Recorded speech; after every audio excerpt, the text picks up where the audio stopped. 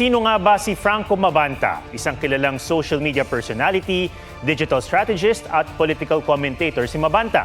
Sa isang Facebook post noong 2019, sinabi niyang siya ang Chief Social Media Director sa kampanya ni Bongbong Marcos nang tumakbo ito sa pagka-vice-presidente noong 2016. Sa hiwalay na post, tinawag din na kaibigan ni Mabanta si Marcos.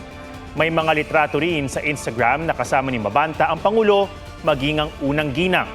May mga Instagram post din si Mabanta kaugnay sa tambalang unity ng Pangulo at ng Bise bago ang 2022 elections. Sa kabila nito, itinanggi ng Malacanang na may kaugnayan o relasyon si Pangulong Marcos kay Mabanta. Sabay giit na baka ang dapat tatanungin ay ang ugnayan nito sa mga Duterte. Hindi po siya kaibigan ng Pangulo, pero siguro mas naisip ko po kung ito po ang inyong itatanong dahil ito po ay mismong pinost ni Franco Mabanta.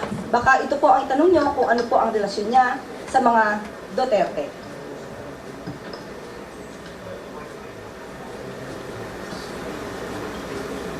Nandiyan pa nga po si Harry Roque.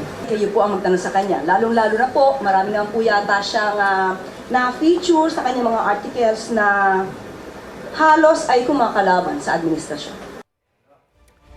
Kuha noong 2018 ng mga ipinakitang larawan ni Mabanta kasama si dating Pangulong Rodrigo Duterte at ni dating presidential spokesperson Harry Roque.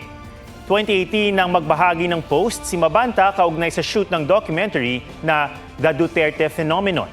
May mga litrato rin si Mabanta kasama ni nooy Davao City Mayor Sara Duterte. 2024 naman nang itatag ni Mabanta ang Peanut Gallery Media Network o PGMN, isang digital media platform na nakatuon sa politika at iba pang mga issue.